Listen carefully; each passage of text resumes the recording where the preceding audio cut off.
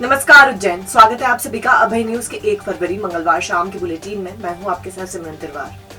चलिए देखते हैं आज दिन भर की कुछ खास खबरें। इस बुलेटिन के प्रायोजक हैं आर के निवास बाय आर के डेवलपर्स।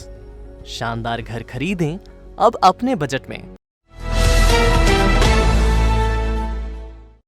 नगर निगम के डिपो विभाग में बड़ी धांधली सामने आई है। यहाँ से जब्त किया सामान अधिकारी बाले बाले बेच रहे हैं। ताज़ा मामला मंगलवार को सामने आया। निगम ने जिला चिकित्सालय से जब्त गुमटी शहर के नामी कॉलोनाइजर को बेच दी। मामले में डिपो प्रभारी और कॉलोनाइजर की मिलीभगत सामने आई है। जिला अस्पताल के बाहर चाय की गुमटी संचालित करने वाले श्रवण राय की गुमटी अक्टूबर महीने में नगर निगम की टीम ने जब्त की थी। श्रवण राय के अनुसार वह डिपो गुमटी छुड़वाने गए तो उन्हें 25 नंबर फॉर्म भरकर लाने का कहा गया। जब वे फॉर्म भरकर ले गए तो उन्हें गुमटी की पहचान के लिए डिपो ले जाया गया, जहां उनकी गुमटी नहीं थी। इसके बाद अधिकारी कर्मचारी एक दूसरे पर बात डालते रहे। अपने स्तर पर गुमटी की तलाश कर रहे राय को प्रियदर्शनी चौराहे पर उनकी गुमटी रखी दिखाई दी। यह गुमटी एक निर्माणाधीन भवन के पास संचालित हो रही थी और उसमें टेलर की दुकान संचालित हो रही थी। संबंधित दुकानदार ने बताया कि गुमटी भवन स्वामी संजय कासलीवाल की है। निगम के आसिफ खान से उसने गुमटी की जानकारी ली तो उसने कोई प्रतिक्रिया नहीं दी। कलेक्टर की जन सुनवाई में राय मामला ले गए और मंगलवार को कोतवाली थाने में शिकायत दर्ज कराई तो इस गुमटी को हटा दिया गया। स्क्रीन पर आप साफ तौर पर देख सकते हैं कि श्रवण की गुमटी में टेलर दुकान संचालित की जा रही है। गुमटी खरीदने का आरोप नामी बिल्डर संजय कासलीवाल पर है। अभय न्यूज की टीम ने जब मामले की पड़ताल करने पहुंचे तो संजय कासलीवाल दुकानदार ठहाके लगाते नजर आए। इस संबंध में अभय न्यूज ने संजय कासलीवाल से बात की तो उसने कहा कि यह गुमटी उन्होंने डिपो प्रभारी उमेश सिंह बैस से खरीदी थी। खैर, नामी बिल्डर के नगर निगम डिपो से इस तरह किसी और की गुमटी खरीदने के मामले ने निगम की कार्य प्रणाली को सवालों के कटघरे में खड़ा कर दिया है। ऐसा लगता है कि निगम के अधिकारी कर्मचारी चूना लगाने का कोई मौका नहीं छोड़ते। इधर पूरा मामला अभय न्यूज तक पहुंचने की जानकारी मिलते ही डिपो से गुमटी मालिक को खबर भिजवाई गई कि वह गुमटी ले जाए। यहाँ हम आपको बता दें कि संजय कासलीवाल पर अवैध कॉलोनी काटने की शिकायत दर्ज है। खैर, मामले में डिपो प्रभारी उमेश बैस ने अनभिज्ञता जताते हुए खुद को अलग कर लिया है, जबकि आसिफ ने गुमटी देने की बात स्वीकार की है। स्थिति ये है साहब कि मैंने शिकायत करी और शिकायत करने के बावजूद मैं थाने पे गया। थाने पर से थानेदार साहब ने आसिफ पहलवान को फ़ोन किया, गुमटी के संबंध में बात करी थानेदार साहब से। तो थानेदार साहब ने बोला, अभी इनकी गुमटी का क्या हुआ, क्यों नहीं दी अभी तक? तो बोले मैंने गुमटी उठाई थी, तो बोले वहाँ पे डिपो पे रख दी। तो डिपो पे से गुमटी नहीं मिली तो गुमटी गई कहाँ? तो कहाँ मिली आपको गुमटी? आपकी मेरी गुमटी यहाँ मिली पे इंदिरा गांधी चौराहे पे। वो टेलर चला रहा था गुमटी के अंदर। वो गुमटी फिर शिकायत करी मैंने, फिर जन सुनवाई में भी गया, कलेक्टर साहब को आवेदन दिया। कलेक्टर साहब ने पास में मैडम बैठी थी, उनको दे दिया। मैडम ने उठा के रिसीट कर दी। वहाँ पे बोले नगर निगम को देना, तो वहाँ से मेरे को रिसीट दे दी। फिर मैं नगर निगम गया, नगर निगम में कमिश्नर साहब मिले नहीं, तो फिर मैंने आवक जावक में दे दी। शिप्रा की पवित्रता बनी रहे और उसमें खान का गंदा पानी ना मिले, इसके लिए प्रदूषण नियंत्रण बोर्ड नया सिस्टम लगाने जा रहा है। सिस्टम खान नदी में प्रदूषण की रियल टाइम मॉनिटरिंग करने के लिए लगाया जाएगा। इस पर 64 लाख रुपए खर्च होंगे। पहला सिस्टम निरंजनपुर इंदौर और दूसरा सिस्टम उज्जैन की सीमा में लगाया जाएगा। सिस्टम लगने के बाद खान में प्रदूषण बढ़ते ही इसका मैसेज अफसरों के पास पहुँच जाएगा और अधिकारी तत्काल एक्शन ले सकेंगे। मध्य प्रदेश प्रदूषण नियंत्रण बोर्ड द्वारा शिप्रा की शुद्धता के लिए उसमें मिलने वाले खान के पानी की निगरानी के लिए यह नई व्यवस्था की जा रही है। खान के गंदे पानी से शिप्रा लगातार प्रदूषित हो रही है। इसके चलते संतों ने मोर्चा खोल दिया था। पिछले दिनों संतों ने मुख्यमंत्री शिवराज सिंह चौहान को भी समस्या से अवगत कराया, जिसके बाद सीएम ने अधिकारियों को निर्देशित किया। निर्देश के परिपालन में पहला मॉनिटरिंग सिस्टम कबीरखेड़ी में स्थापित एसटीपी की डाउन स्ट्रीम में निरंजनपुर के पास लगेगा। इसमें यह देखा जाएगा कि उपचार के बाद जो पानी खान में आ रहा है वह कैसा है। दूसरा सिस्टम खान नदी के शिप्रा में मिलने वाले स्थान पर लगाया जाएगा। इसमें यह देखा जाएगा कि ट्रीटेड पानी की वहां तक पहुंचने के बाद स्थिति कैसी है। यह सिस्टम अगले 3 महीने में काम करना शुरू कर देगा। आपको बताते चले कि सियास के दौरान भी यह मॉनिटरिंग सिस्टम लग चुका है। इसके जरिए त्रिवेणी और रामघाट पर शिप्रा के पानी में प्रदूषण के स्तर को निरंतर मॉनिटर किया गया था। यह स्टेशन सेंसर बेस्ड होगा। जैसे ही नदी में प्रदूषित पानी मिलेगा, सेंसर पता लगा लेगा और मैसेज प्रदूषण नियंत्रण बोर्ड के कंट्रोल रूम तक पहुंच जाएगा। इसके आधार पर कार्रवाई की जाएगी। साथ ही सिस्टम के माध्यम से कान्ह नदी के जल में तापमान, pH, BOD, dissolve oxygen, COD, TSS, TOC की लगातार मॉनिटरिंग होगी। मोदी सरकार के बजट से आम आदमी बेहद निराश है। गृहिणी से लेकर युवा तक बोले महंगाई से घर चलाना मुश्किल हो रहा है। महंगाई से राहत मिलनी थी, ना तो नौकरी है और ना ही धंधे। ऐसा बजट किस काम का। नागझीरी में रहने वाली गृहिणी रेखा राठौर ने कहा कि 7,000 रुपए की कमाई में 3,000 रुपए तो किराना में खर्च हो जाते हैं। बिजली बिल भी खूब आता है, सिलेंडर अलग महंगा है, ऐसे में गुजारा कैसे हो। कायदे से तो राहत देने की कोशिश होनी चाहिए थी, वह नहीं हुई। गृहिणी सुनीता सिसोदिया ने कहा कि महंगाई बहुत बढ़ गई है, बच्चों की फीस बढ़ गई है, किराना सामान से लेकर बिजली बिल तक महंगे हो गए हैं। बजट में ऐसा कुछ नहीं हुआ। व्यवसायी विनय शर्मा ने कहा कि 2 साल से आम आदमी बहुत परेशान है, उसके लिए बजट में कुछ नहीं है। आम आदमी की परेशानी पेट्रोल डीजल और महंगाई है, बेरोजगारी बढ़ती जा रही है।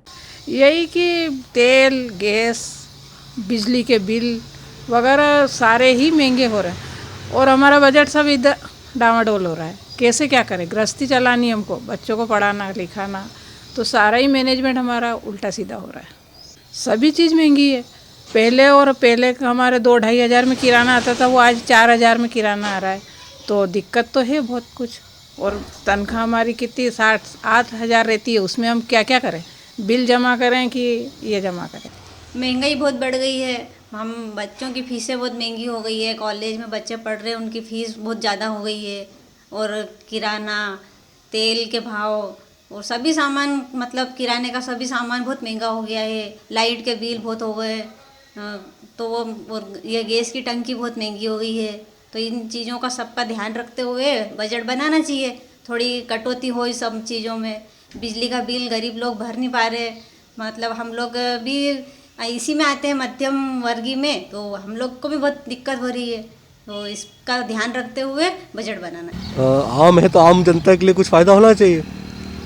अभी काफ़ी सारी प्रॉब्लम चली रही है, 2 साल से वैसे व्यक्ति परेशान है और नौकरी नहीं, धंधे नहीं भी, कुछ भी नहीं चल रहा है तरीके से। तो आम जनता के लिए अगर कुछ अच्छा हो पाए तो ये उम्मीद करते हैं हम लोग। सरकार अब कह रही है अच्छी बात है, लेकिन सबसे अभी आम जनता की प्रॉब्लम क्या है कि पेट्रोल डीजल हर चीज़ महंगी हो रही है। अगर इस मुद्दे पर अगर कुछ काम हो सकता है तो बहुत अच्छी बात है। हाँ, अभी तो नहीं मिल रहा है, बिल्कुल प्रॉब्लम में काफ़ी टाइम से देख रहे हैं। तो बेरोजगारी बढ़ती जा रही। आंकड़े कुछ और कहते हैं, हकीकत अलग है अपने देश की पूरे। मौनी अमावस्या पर शिप्रा में स्नान पर लगाए प्रतिबंध के बावजूद बड़ी संख्या में लोग स्नान करने पहुंचे। पंडित पुजारियों ने शासन के प्रतिबंध लगाने पर विरोध जताया। दरअसल मौनी अमावस्या पर स्नान का पौराणिक महत्व है, इसके चलते श्रद्धालु शिप्रा के घाटों पर स्नान करने पहुंचे। हालांकि कलेक्टर के प्रतिबंध के कारण श्रद्धालुओं की संख्या कम रही। पंडित पुजारियों ने प्रशासन के रवैये पर आक्रोश जताया। पंडित संजय जोशी कुंडावाला ने कहा कि स्नान ध्यान पर प्रतिबंध लगाना ठीक नहीं है, इससे धार्मिक भावनाएं आहत होती है। पंडित राकेश जोशी ने बताया कि मौनी अमावस्या पर स्नान का खास महत्व है। तीर्थ पर स्नान ध्यान करने से पितरों को खुशी मिलती है। उज्जैन में स्नान करने से प्रयागराज में स्नान का पुण्य मिलता है। प्रशासन का रवैया खराब है कि मौनी अमावस्या के स्नान पे प्रतिबंध है, नहाना मना है, वो उससे लोगों को हाथ होती है। और दान धर्म पे जो सरकार द्वारा प्रतिबंध लगाया जाता है कि स्नान नहीं करना, ये है प्रतिबंध है। और अन्य कार्यों पे कोई प्रतिबंध नहीं रहता। इससे लोगों को भय रहता है कि हम स्नान करने जाएं या नहीं जाएं। पर कुछ लोग जो मौनी अमावस्या पे स्नान करने पधार रहे हैं, वो शिप्रा में स्नान कर रहे हैं। आज के दिन जो है विशेष रूप से मौन रहकर धर्म आराधना आध्यात्मिक ऊर्जाओं को प्राप्त करने का एक दिन होता है। आज के दिन तीर्थ पे स्नान, दान, श्राद्ध, पिंडदान, पूजन पाठ करने का विशेष महत्व माना गया है, जिससे पितरों को मोक्ष की प्राप्ति होती है। शारीरिक कष्ट पीड़ा मोक्ष का पुण्य फल प्राप्त होता है।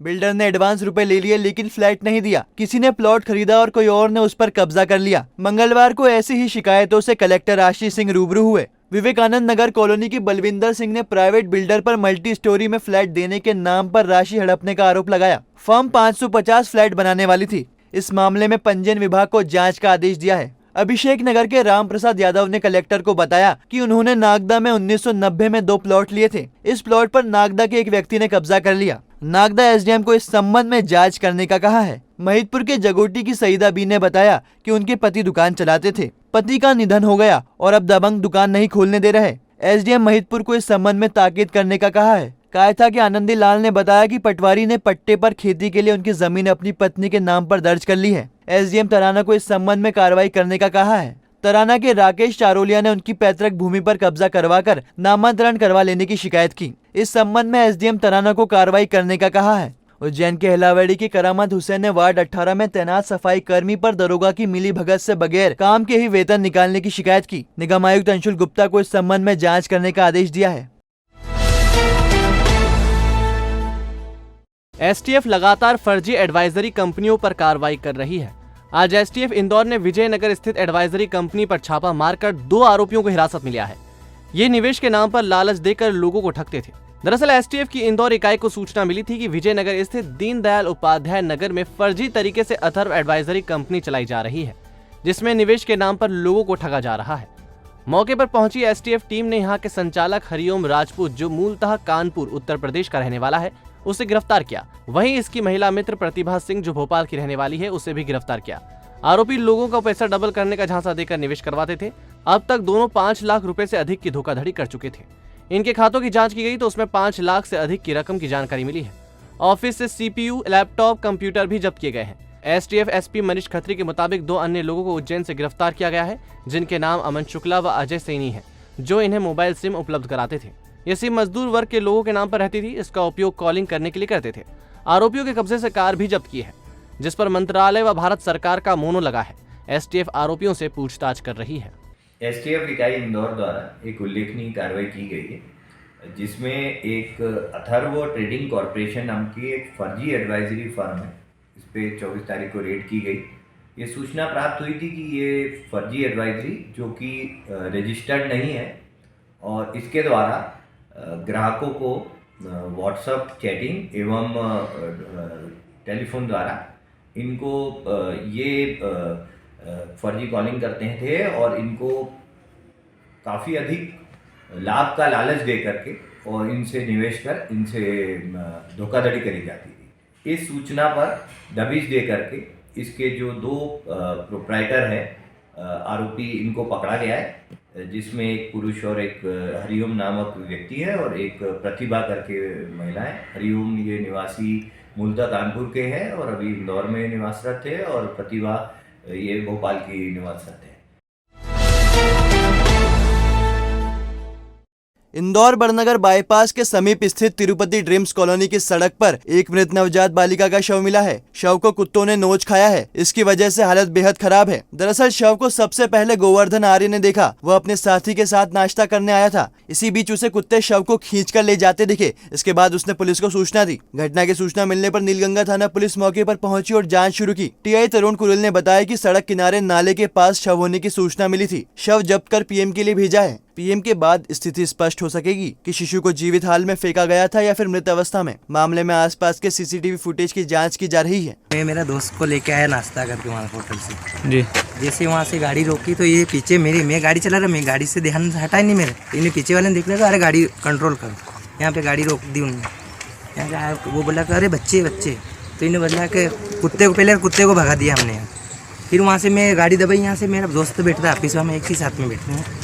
तो उन्होंने बुलाया तो वो बोला कि रुक जाओ 1 मिनट में आपको फोन लगा। ये हमको अभी सूचना मिली थी कि तिरुपति ड्रीम्स कॉलोनी में नाले के पास में सड़क के किनारे एक नवजात शिशु का शव मिला है, जिसको कुछ जानवर वगैरह उसका कुत्ते जो हैं खा रहे थे। तो सूचना पर हम लोग यहाँ मौके पर पहुँचे और मामले की जांच की जा रही है। 1.5 माह पहले मालगाड़ी से नमक और यूरिया चोरी करने वाले 5 बदमाशों को आरपीएफ ने धर दबोचा है, जिनसे पूछताछ की जा रही है। 22 दिसंबर को आरपीएफ से सूचना मिलने के बाद 0 पॉइंट पर अपलाइन के पास पटरी किनारे खड़ी 111 बोरी नमक और 29 बोरी यूरिया जब्त की थी। आरपीएफ ने मालगाड़ी से बोरियां उतारने वालों की तलाश शुरू की, जिसमें पता चला कि विक्रमनगर रेलवे स्टेशन पर रैक खाली करने और भरने का काम करने वाले युवकों ने यह बोरियां चलती मालगाड़ी से उतारी थी। सूत्रों के अनुसार आरपीएफ ने दिनेश निवासी गांधीनगर, सिद्धांत निवासी गांधीनगर सहित 5 बदमाशों को हिरासत में लेकर पूछताछ शुरू की है। बताया जाता है कि युवक हिस्ट्री शीटर है, जिन्हें देवास आरपीएफ ने पूर्व में भी गिरफ्तार किया था। यह बदमाश पिछले 1.5 माह से मालगाड़ियों में चोरी की वारदातों को अंजाम दे रहे थे। और अब खबरें दे दनादन। ठंड अब विदाई लेने के मूड में है। अब दिन और रात दोनों का तापमान बढ़ना शुरू हो गया है। मंगलवार को रात का तापमान 9.5 डिग्री हो गया, जबकि दिन का तापमान बढ़कर 27.5 डिग्री हो गया। आजीविका मिशन के प्रकरण तेजी से स्वीकृत करने के निर्देश कलेक्टर आशीष सिंह ने दिए हैं। वह जिला स्तरीय सलाहकार समिति की बैठक ले रहे थे। 25 फरवरी को रोजगार दिवस मनाया जाएगा। इसमें स्वरोजगार से जुड़े प्रकरणों को स्वीकृत किया जाएगा। विनोद मिल की जमीन की नीलामी के लिए प्री बिड 3 फरवरी को खोली जाएगी। पीओएस रसीद नहीं देने पर दमदमा के श्री कृष्णा प्राथमिक उपभोक्ता भंडार के संचालक पर 5,000 रुपए का जुर्माना किया गया है। अफसरों को दुकान के मुआयने के दौरान रसीद नहीं दिए जाने की शिकायत मिली थी। मंडल अभिभाषक संघ के वरिष्ठ सदस्य एवं पूर्व न्यायाधीश राम गोपाल घाटिया का निधन हो गया। मंडल अभिभाषक संघ ने घाटिया के निधन पर शोक संवेदना जताई है।